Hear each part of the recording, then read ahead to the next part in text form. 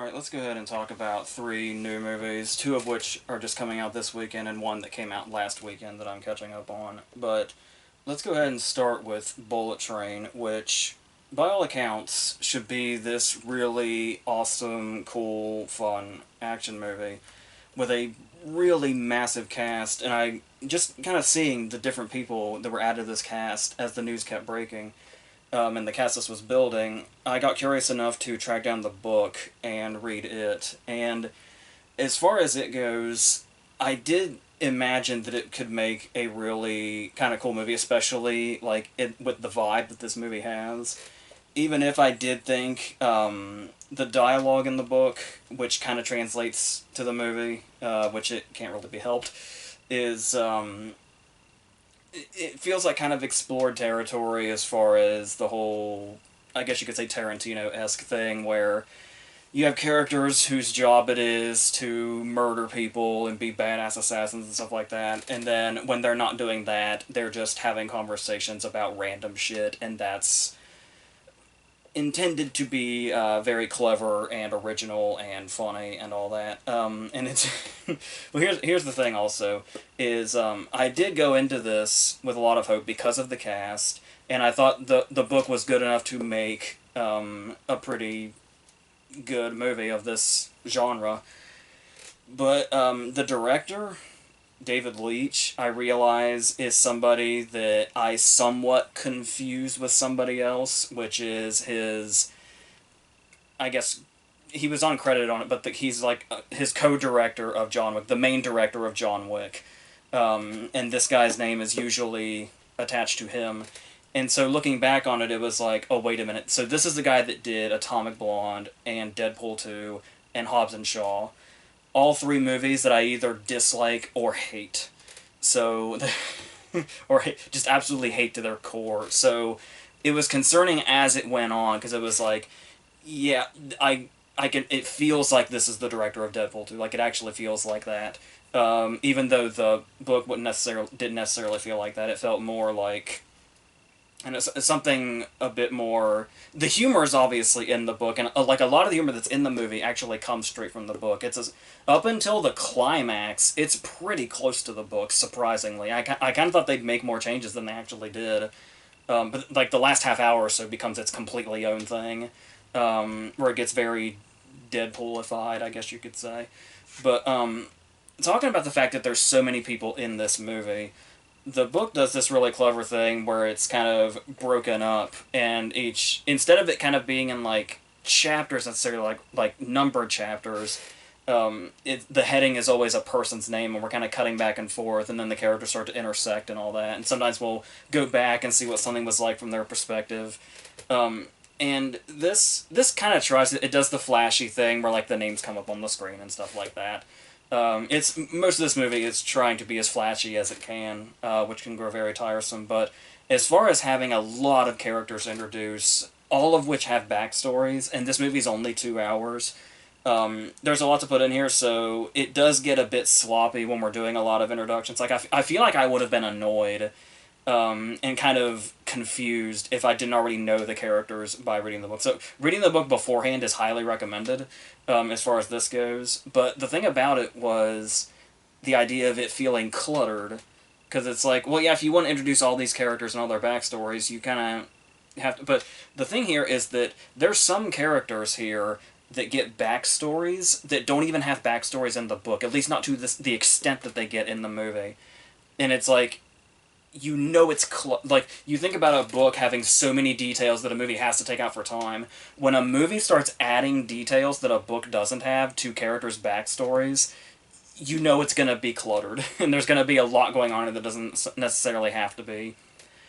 With that said, there is one character that gets a lot of backstory that didn't before, and it does kind of make the payoff of him funnier. So I guess I can give it credit for that, but it still feels very, very cluttered when we're getting as many backstories as possible. When we're in the climax, we're still getting backstories. I swear to God, it is throughout. And I don't know quite how I feel about that, especially since this movie has a very interesting problem, because clearly it's an action movie, and you're going to have these people fighting, whether it be gunfights or hand-to-hand fights or whatever.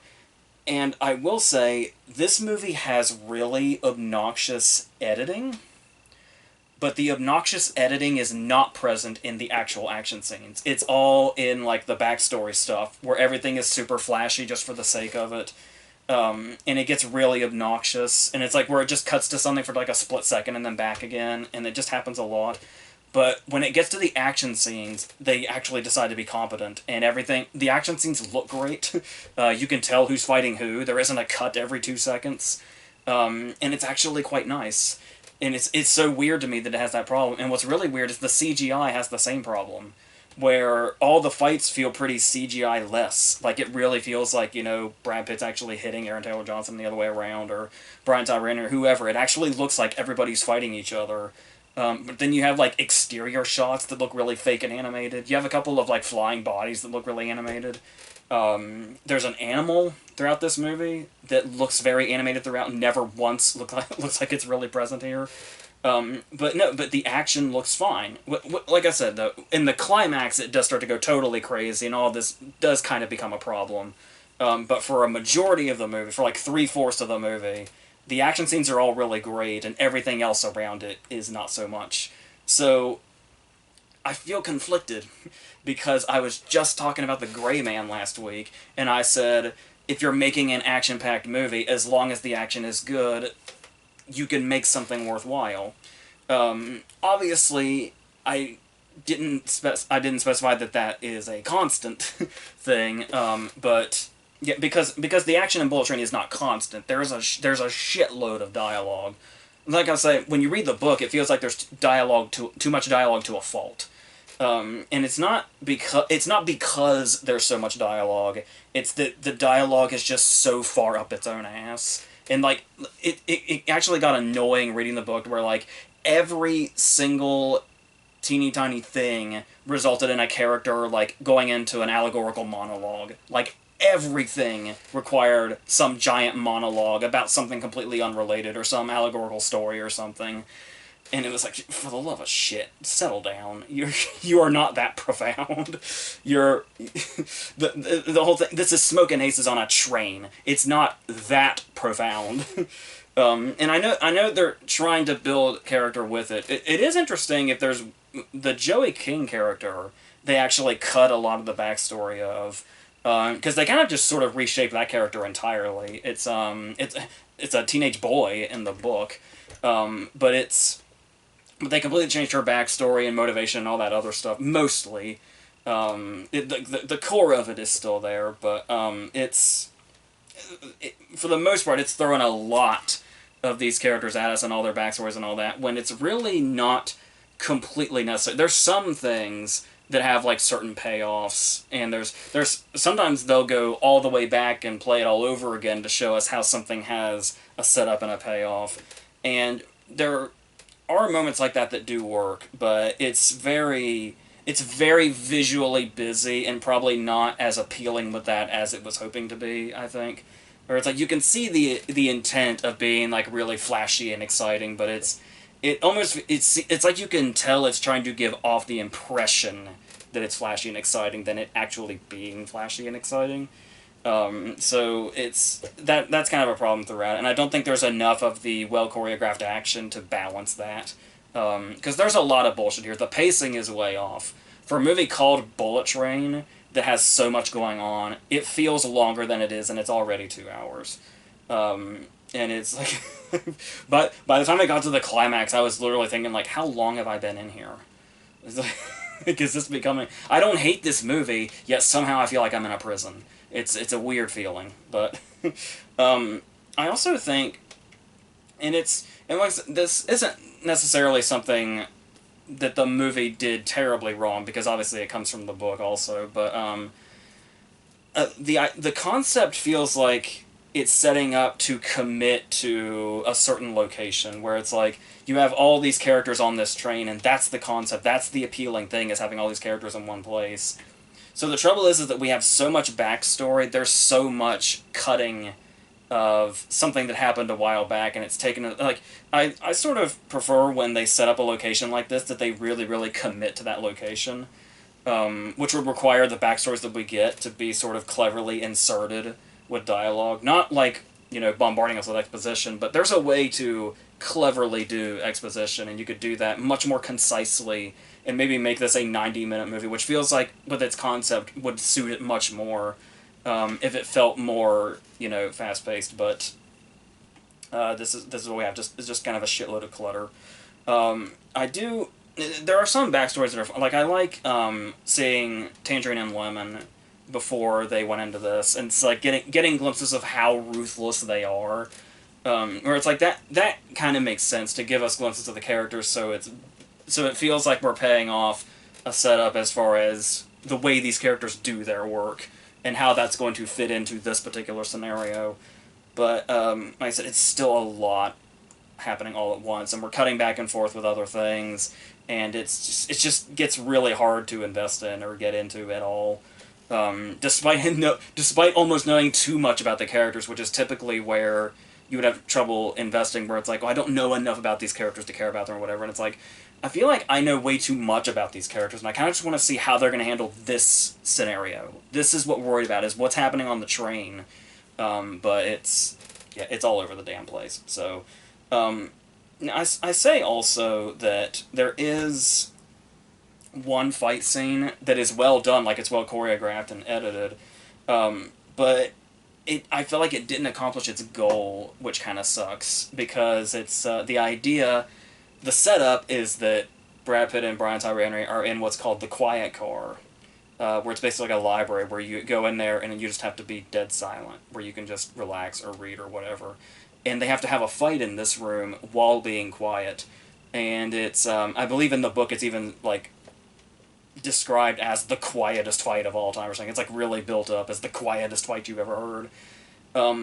And they didn't really commit to that. I was, it's, what's really funny is, imagine a better way to have done this would be the scene in The Other Guys when they're at the funeral and they're all fighting, but they're all like shushed about it and they're like on the floor scuffling, and it actually is like really quiet. This doesn't really commit in that way. Like, we're supposed to believe that they're being quiet and they're being hushed, but the struggling and the grunting and the punching is all really loud on the audio. So it's like every now and then they get somebody's attention that shushes them, and that's the comedy of it, or supposed to be the comedy of it. But it's like, you spend the whole fight thinking, like, how are they not being shushed? How have they not been thrown out of this car? Because the audio is so amped up with, like, every move they make, it's like, you're kind of defeating the whole comedic purpose of this scene. It's like the uniqueness of this scene, and it's like, it ends up just becoming another fight scene when it's supposed to be something else, or kind of a different take on it. And it's not. They just kind of didn't accomplish that at all. So that's kind of a bummer, even though, as a fight scene, it's still well put together, but, yeah, I mean, and that might seem nitpicky, but I mean, seriously, it's the whole fucking point of the scene. And it's like, that's the whole joke, is that it's a quiet fight.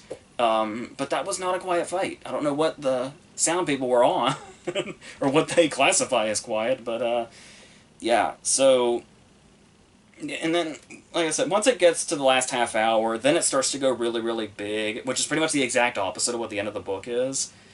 And I'm not really that mad. I'm not, like, mad about that. Like, I get the idea of seeing, like, oh, the book has its ending, and that's great, but this is, a big, sort of blockbuster movie. Let's go big. Like, fuck it, let's go big. Because it's an action movie, why not? I don't really mind that decision at all. How it plays out is kind of another story, and the execution of it is kind of another story, but that's a case where I think it was probably a pretty decent call to kind of go another direction and kind of start to do their own thing. Even if, like I said, it does feel like, oh yeah, this is definitely the director of Deadpool 2. There's even a particular death that is literally cut and paste from Deadpool 2. And that's, if you know me well enough, you know that anything related to Deadpool is not good news to me, so... And I guess that's worth noting. This movie also is one of those movies that tries to get by on cameos. Where it's like, I don't know, I want to say maybe it was around Zoolander 2, where I started to just feel really desensitized to cameos. Where it's like, it used to be this really fun thing where it was like, what I did. What the hell? Like Matt Damon in Eurotrip. It's like that kind of thing where it's like, what the fuck? Okay. Or I'll give him credit. Matt Damon and fucking Deadpool 2. Why not? And Brad Pitt for that matter. But yeah, the whole cameo thing now just kind of feels like really desperate attempts at pandering.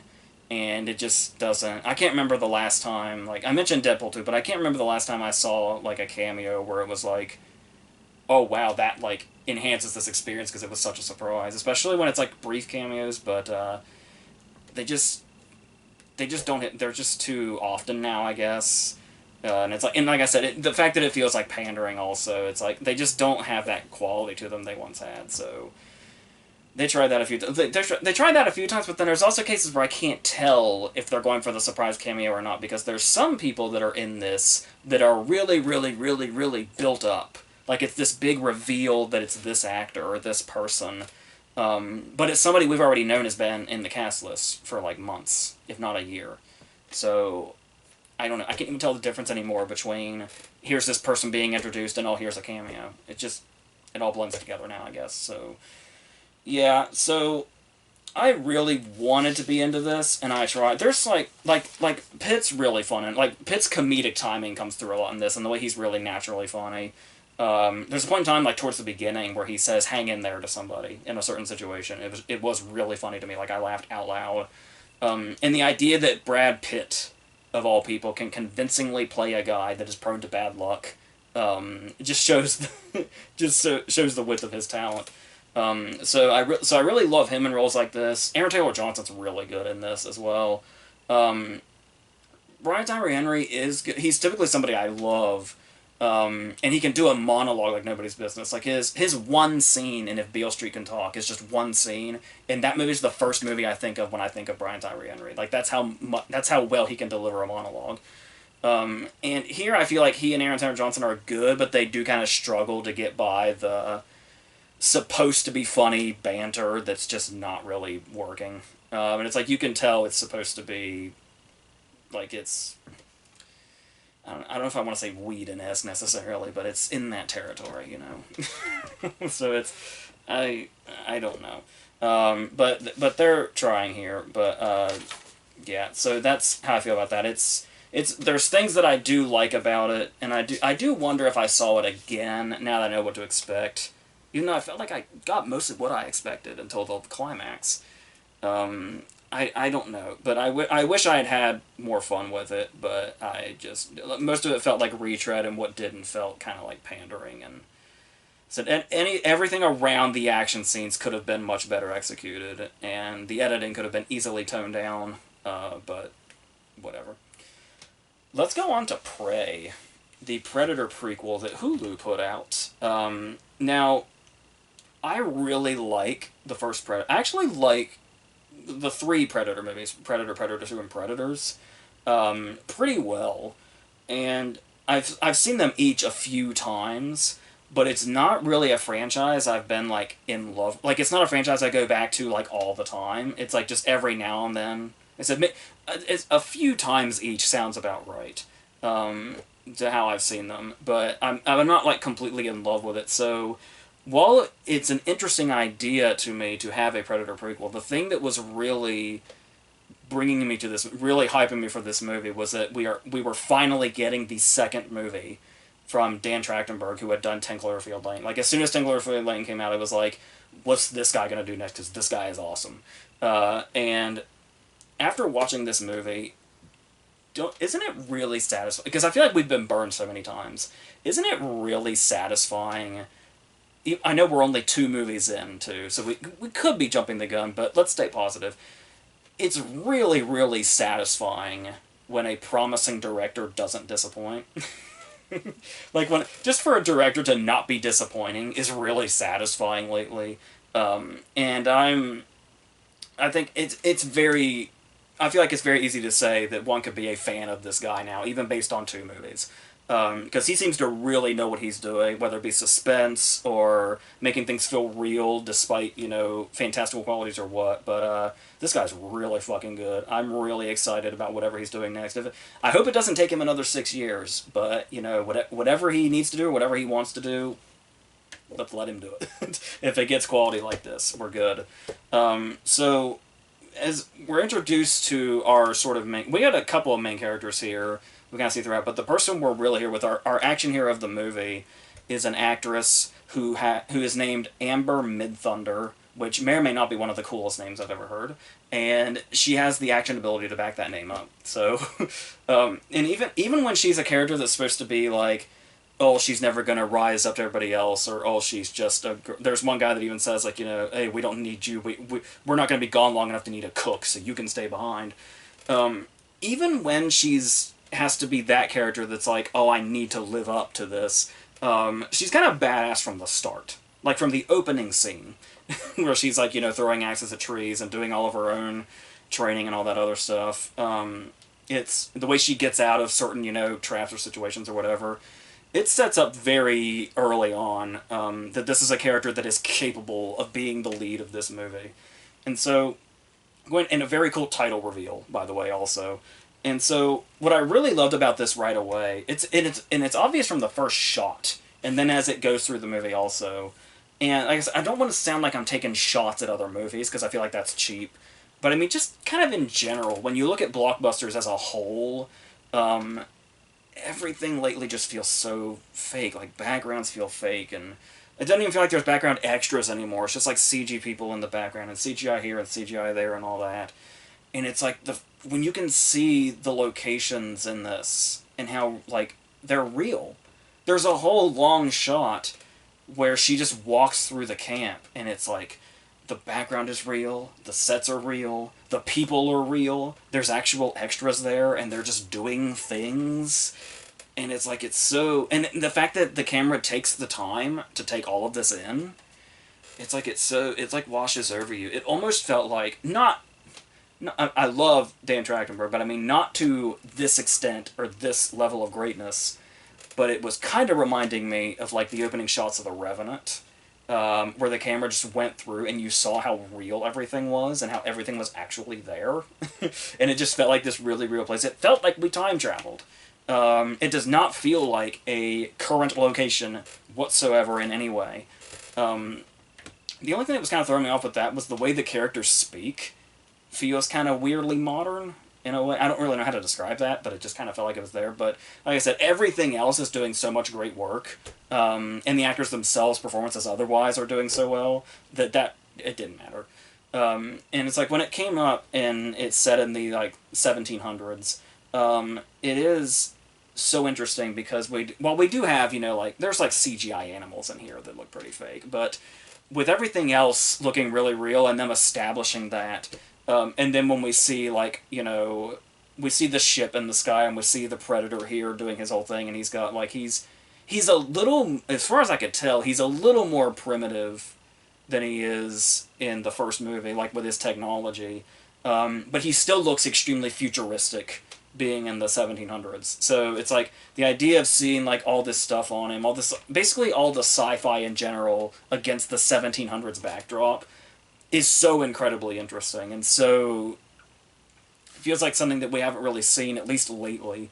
And it's like, when you think about adding another movie to a franchise, and a prequel for that matter, it's like, when people say, like, oh, you need to bring originality to it, you need to bring something interesting to it, this is the kind of thing that they're talking about. Because it's like, it doesn't feel... Like, you could say, like, maybe structurally it feels like the first movie, but that's honestly kind of about it.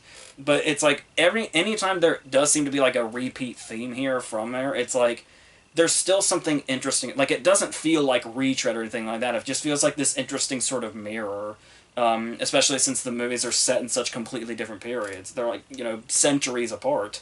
There's just something so inherently interesting about that they handle really well. And I think it helps a lot also that they don't do what a lot of movies would have done, like the Shane Black movie, for instance, where it falls back on, like, callbacks and quotes and stuff like that. There's one clearly obvious quote. I can't remember I don't know if I've seen Predator enough times to have recognized maybe a more subtle quote, but there was at least one quote where it's like, that's clearly from the first movie also. And there's a couple of things here and there that kind of call back to that, but there's really not that many, and they don't draw attention to themselves very much.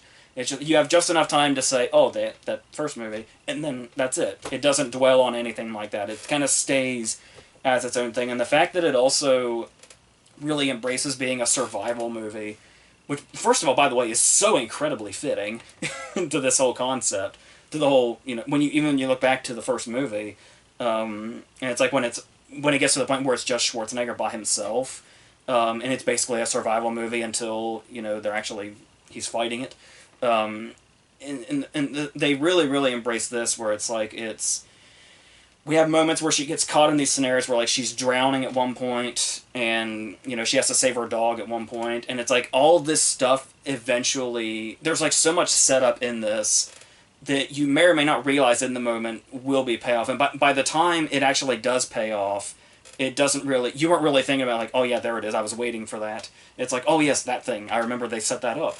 And it's satisfying that way when they can do that. So, that's the way, going into the action scenes like that, where the action can be thrilling in itself, but also, like, those satisfying moments also where it's something that's been built up to as well on top of that, you can see the real strengths of this movie coming through and stuff like that. There is, like, some, I don't know if you, I guess heavy-handed symbolic imagery, but it's really not saying much other than the obvious. There is a lot of, like, predator and prey imagery, where, like, animal, like, you see one animal chasing another one, and it's like, they go pretty heavy on that. And, like, there is one cool moment where it's like, the predator is here, but he's invisible, but obviously we can kind of see the outline of him. And while the predator is here and present, we just see, like, this whole chain of predator and prey happen, where, like, one animal eats a bug, and then one animal eats that animal, and then the predator kills that there's it's like, there's still, even if it seems, like, very on the nose, it's still kind of cool the way they handle it anyway. So, as I said, even if they go a little all in, like, there's one point where, a wolf is chasing a rabbit, and it's like, at that point, it's like, okay, we've seen this imagery about 3 or 4 times now, I think we got it. But then there's still a payoff in that scene anyway, so it feels like it's all for a purpose. I think it helps a lot also. This movie is only like 99 minutes, and that extra 9 minutes just being credits, so really it's just a 90-minute movie. So it doesn't feel like there's much fat in it at all, which is really, like we just talked about with Bullet Train, it's very important for movies like this to have that sort of fast-paced runtime, and this handles it really well. I forgot to mention also, I just mentioned the Revenant earlier. Yeah, there is a bear in this as well, that plays out in this really great, where it is kind of combining, because the bear almost feels like it's kind of the gateway to this being a survival movie and a predator movie, and where it kind of starts to come together there in this really great, it all feels really smooth, the way this all kind of, like, everything kind of flows one into the other sort of thing.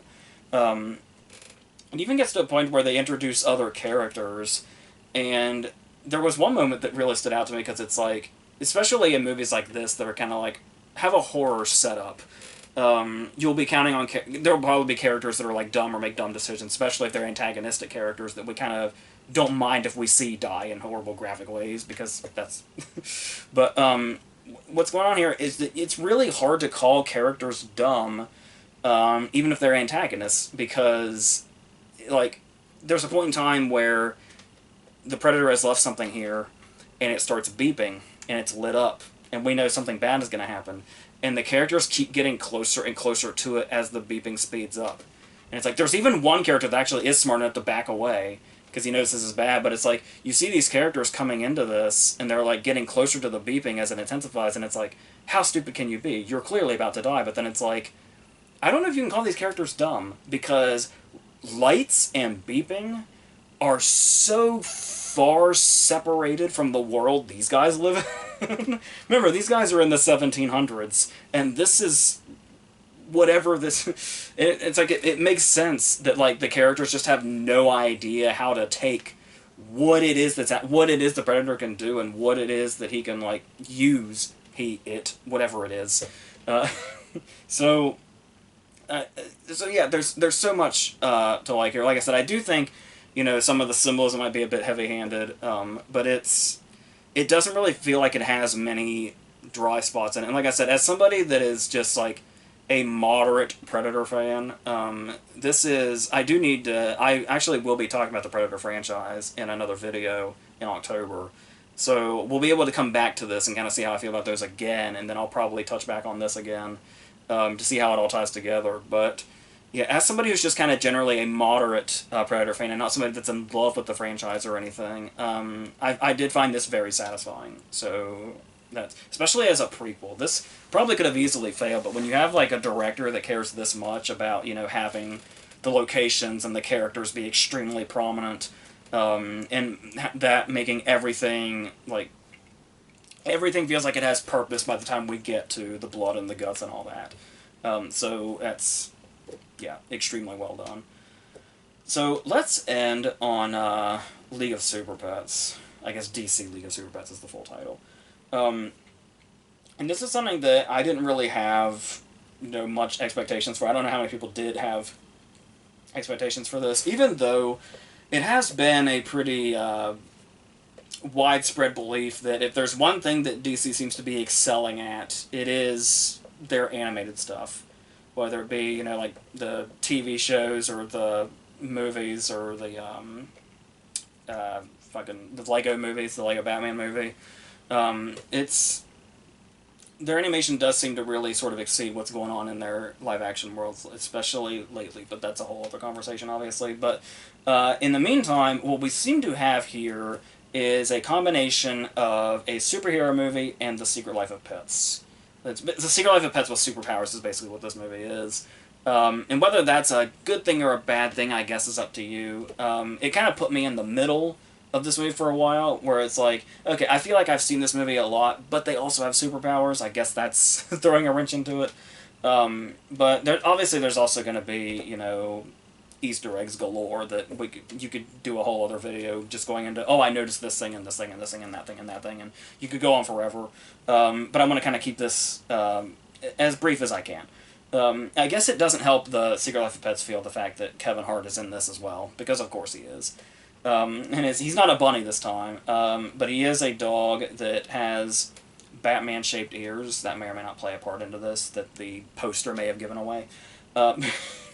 But what's really interesting here is at the start, where we're just getting the relationship between Crypto, the dog who's voiced by Dwayne Johnson, and Superman, who is John Krasinski, and it's seeing the relationship between them, and then it's Lois coming in, and he's going to marry Lois, and now Crypto feels left out. And it's like where it feels like a dog movie, like it feels like a pet movie. It just happens to Superman just happens to be the dog owner. Is a very interesting way to play this out, and they do some really fun visual things here. Like there's a very funny sequence where when Crypto realizes this is what's happening, he starts to imagine what his life's going to be like when Lois sort of takes over and he gets kicked out.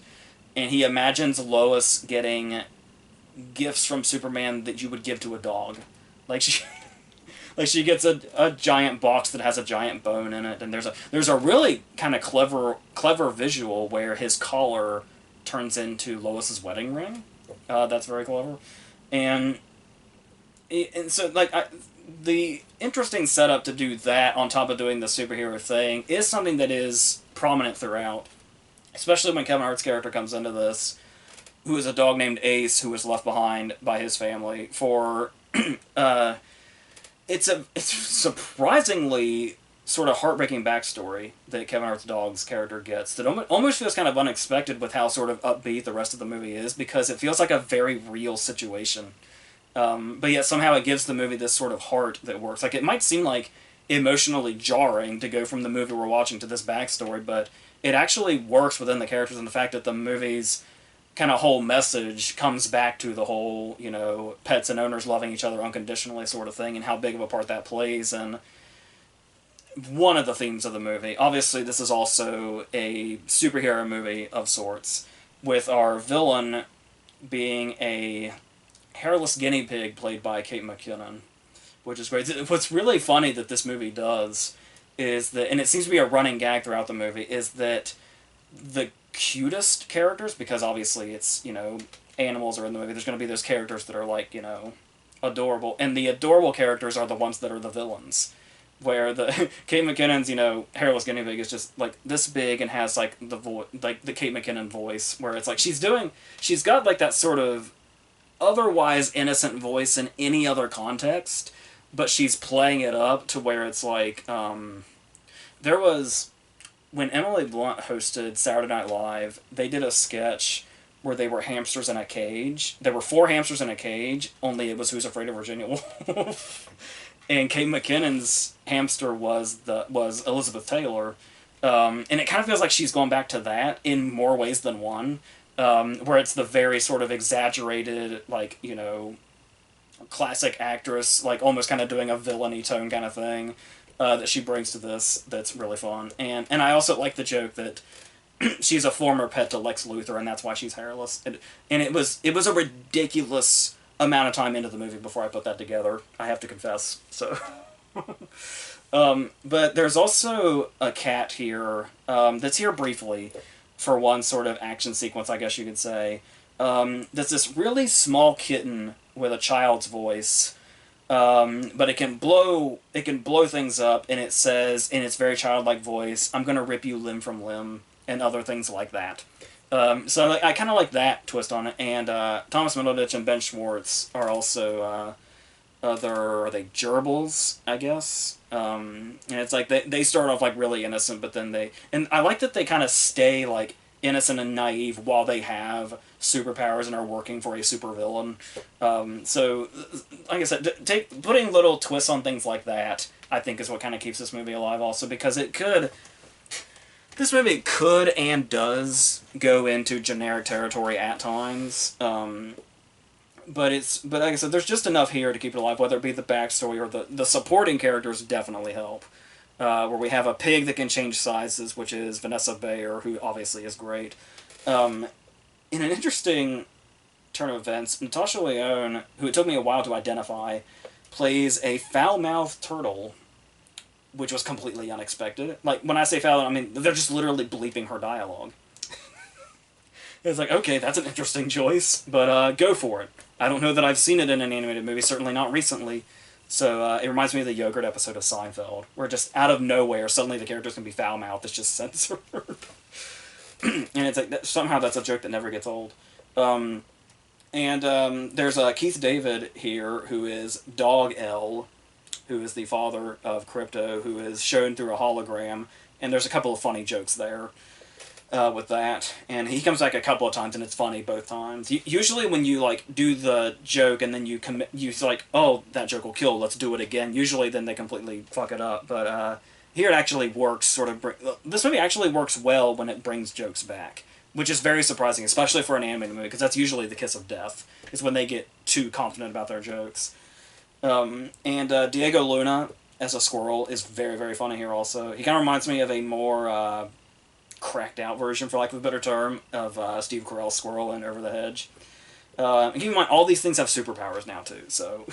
and then we also have the rest of the actual Justice League, where we have Keanu Reeves' Batman, who is very fun. It does feel like kind of a retread of Will Arnett's Lego Batman, as far as like his dialogue and the inside jokes that he makes, and it's like I do appreciate that this movie's humor feels a little more not to the quality, but it feels more in line with the Lego Batman movie than it does like a lesser movie like Teen Titans Go to the Movies. I thought was pathetic, and how the way that it relied so much on references to other things, and it's like that's just what the whole thing felt like, and it was just irritating. I feel like going more into... And I know Lego Batman's sense of humor obviously is very, very reference-heavy, but it's significantly more clever about it and builds on references instead of just making them, which is what I love, and what this movie seems to be more trying to do than the other thing. And it's and also worth noting, by the way, since Dwayne Johnson is here, there is a point in time where the Justice League shows up, and Crypto says, "Oh, great, these jabronis." And hearing The Rock say jabronis gives me this nostalgic feeling that I like. So there's that, too. And then, yeah, apart from all that stuff, it is just, a superhero movie. It's just dogs and other pets. And so it goes a little beyond when I just kind of surrender to an animated movie and say, it's harmless, I guess, It does feel like there was effort here, and there are definitely some really good jokes in it.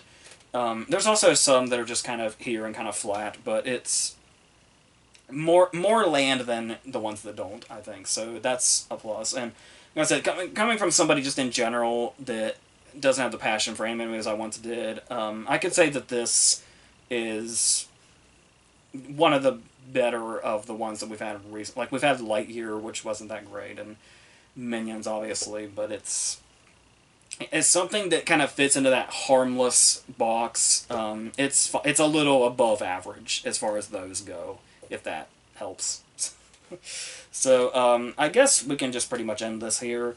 So I don't know what the hell is coming, because August is always a dead zone for new releases. So I guess we'll see. There is some stuff I've missed. 13 Lives, the movie version of The Rescue that Ron Howard did with Colin Farrell and Viggo Mortensen and Joel Edgerton. I am very interested in checking that out, so that'll probably be what the main thing is next week, and then whatever else I need to catch up on. And then we'll probably do that for the rest of August, and then September is when we should start getting exciting stuff again, I think. So we'll see what happens there. So until whatever the next thing is, I think that's it.